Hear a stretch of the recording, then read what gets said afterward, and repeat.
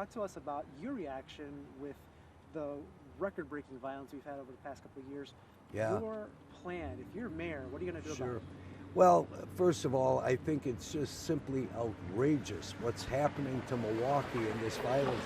We've got a criminal element that is so emboldened, and they're not being held accountable. And so we first and foremost need to provide the Milwaukee Police Department with the appropriate manpower to do their job effectively. In addition to that, we need the help of our judges, of our district attorneys, to ensure that the people need to be held accountable for their criminal behavior. That's an expectation of every decent citizen, that criminals will be held accountable. That's not happening now.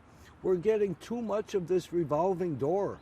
You see these horrendous crimes like what occurred last night so often, almost every single time.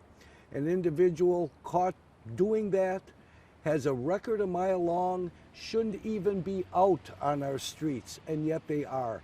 So we need to clamp down without a doubt. That needs a partnership in Madison to accomplish that. I believe I can pull off that partnership. I have those connections, and that's, I think, the direction Milwaukee needs to go. Absolutely. And then kind of off of that, not only is it gun violence, but you also have reckless driving. We were just talking about that. Yeah. Talk to me, Yeah. people, apart from gun violence, we just want to make sure that they can get from home to work or work to home safely. Your thoughts on that? Yeah, absolutely. Well, so much of this reckless driving is being done by our young people. We have a very serious problem.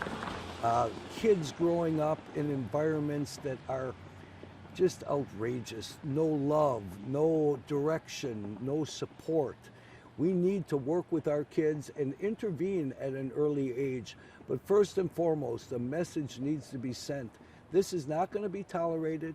And then you back up those words with action. Certainly, we want to tow vehicles, we want to arrest individuals and hold them accountable. And I would say charge these people with recklessly endangering safety, not just driving without the permission of the owner. What a lot of hogwash. Start cracking down, and a message will be sent across this community. It's time to change our ways. But certainly we need to reach out and work closer with our young people. Our juvenile justice system has failed this community. We need some drastic changes there, without a doubt. Absolutely.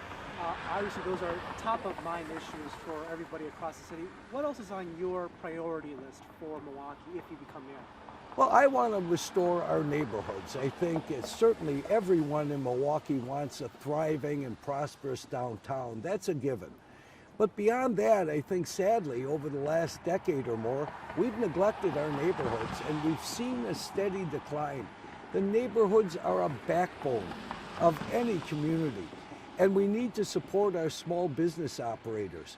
I want to work closely with our faith community and our small business people to help restore our neighborhoods, and that is so doable. For 20 years as an alderman, I worked with both those entities to make progress in areas that needed to be addressed. So I'm confident by working and partnering with the private sector, we can move this city forward. We don't have to live like this. We can, with the right leadership and the right direction, we can move Milwaukee forward and really get local government working again. Absolutely. And you kind of touched on this in previous topics, but what's your pitch of your previous experience and how you think that can translate to you being an effective mayor? Well, I'm proud of our partnerships that we created over those 20 years as aldermen, working with the private sector, the faith community.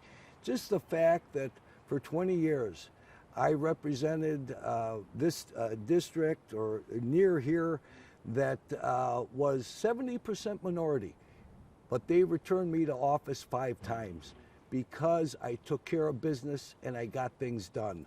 That's the kind of tenacity and determination we need in the mayor's office now. So I know what works at City Hall and I know what doesn't work, and I know how we can make it work better. So that's why I'm hoping that come Tuesday, folks will vote Bob Donovan for mayor. Absolutely. And lastly, you know, this is historic because we're really looking at a generational change. Right. It's been close to 2 decades Yeah. since the last time we've had an open race. Your message, your closing message, I guess, to voters who, you know, with so much going on, it's very easy for many people to be apathetic and say, well, I don't Yeah. know if my vote's going to Yeah. change. Why do you think they should get out of their homes, go out on Tuesday, and vote? Well, I will tell you this.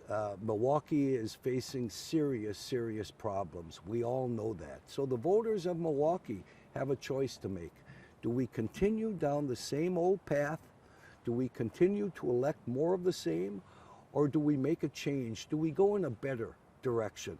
This is a pivotal election, not only for the residents of Milwaukee, but our surrounding suburbs, and really, indeed, all of Wisconsin. What's going on in Milwaukee is impacting us all across this region and the entire state. So we need a strong Milwaukee to move our state forward. So that's what's hanging on this next election. So I'm hoping no one can afford to sit this one out. It's that important. Great. Lastly, anything I may have missed? Anything you want to say before we conclude? No, I think you covered it pretty well.